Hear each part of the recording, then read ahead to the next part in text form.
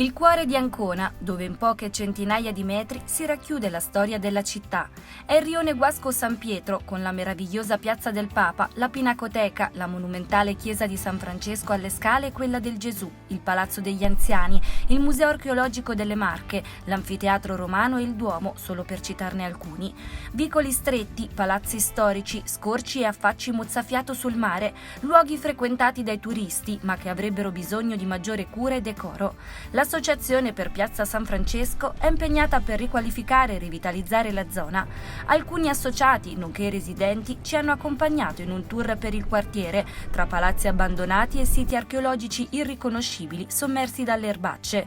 Il nostro viaggio inizia da Piazza San Francesco, una delle più belle e rappresentative della città. È una piazza secondo noi meravigliosa che andrebbe stimolata sempre di più, sia le istituzioni pubbliche e private. Come associazione è chiaro che noi non possiamo fare più di tanto. Certo, per esempio abbiamo messo dei fiori lungo la scalinata ed è una cosa bella. Abbiamo rinnovato quel portone del vicolo della Serpe e soprattutto cerchiamo di avere degli ottimi rapporti con l'amministrazione che spesso ci segue e fa quello che può. Certo, noi vorremmo fare che venisse fatto di più, qualcosa è stato fatto, però ci sono aspettative importanti per il futuro per tutto il quartiere.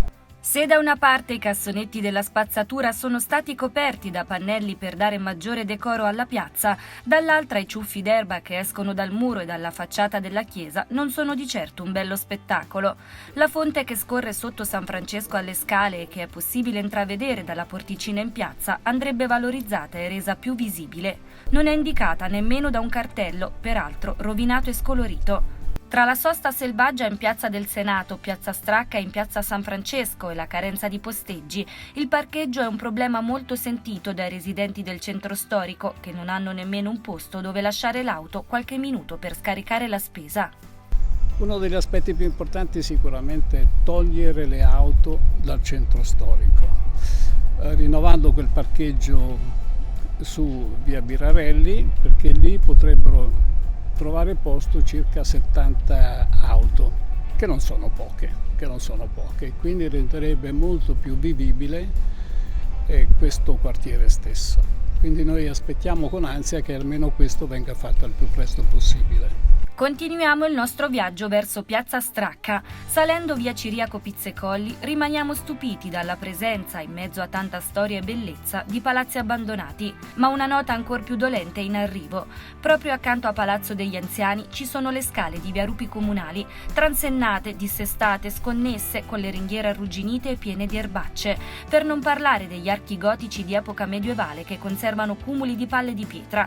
Le mura sono scarabocchiate e ricoperte di piante infestate che si sono insediate tra un mattone e l'altro. Da qui si vede bene il porto, ma anche l'indecenza di tettoie arrugginite invase dalla vegetazione incolta e macerie gettate nella rupe. Dietro questa tettoia rugginosa c'è un pezzo dell'Ancona medievale che era già stata tirata fuori e oggi è rimasta abbandonata così. C'è tutta l'erba, ci sono delle macerie. Qui sotto c'è una piccola chiesa che era la cappella palatina del vecchio Palazzo degli Anziani, posta su 2 piani e una strada. Ora, se la sovrintendenza spendesse qualche soldo per ridare vita a questo manufatto, avremmo la possibilità di mostrare a chi viene un pezzo dell'Ancona del 1300. Con poi quassù, se venisse tolta tutta l'erba che c'è, eccetera, questi archi medievali che rimangono purtroppo abbandonati a se stessi. In questa zona i residenti lamentano la mancanza di telecamere di videosorveglianza e l'orario di chiusura dell'ascensore di Palazzo degli Anziani che, seppur utilissimo, rimane aperto solo fino alle 20:30. Inoltre chiedono più illuminazione per i monumenti. In Piazza Stracca la strada è stata sistemata solo a metà e il senso unico in via Pizzecolli non sempre viene rispettato. Là c'è quella strada è a senso unico. Dopo le 8 di sera ci sono decine di auto che vanno in senso contrario. Fino a che qualcuno non ci lascia le penne, nessuno provvede a sistemare la situazione. Per esempio, si potrebbe dopo una certa ora ripristinare come era prima un semaforo funzionante. Proseguiamo e incontriamo le indicazioni delle terme romane. Qui possiamo vedere le antiche terme romane. Come vede lo splendore delle terme, no? Si vede tuttora.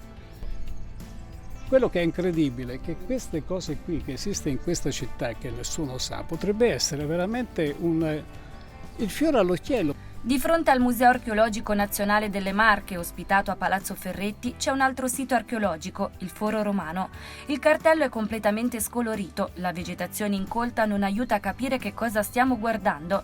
Difficile assaporare la storia dell'anfiteatro romano perché la visuale è coperta, da una parte dalle macchine parcheggiate e dall'altra da una tettoia.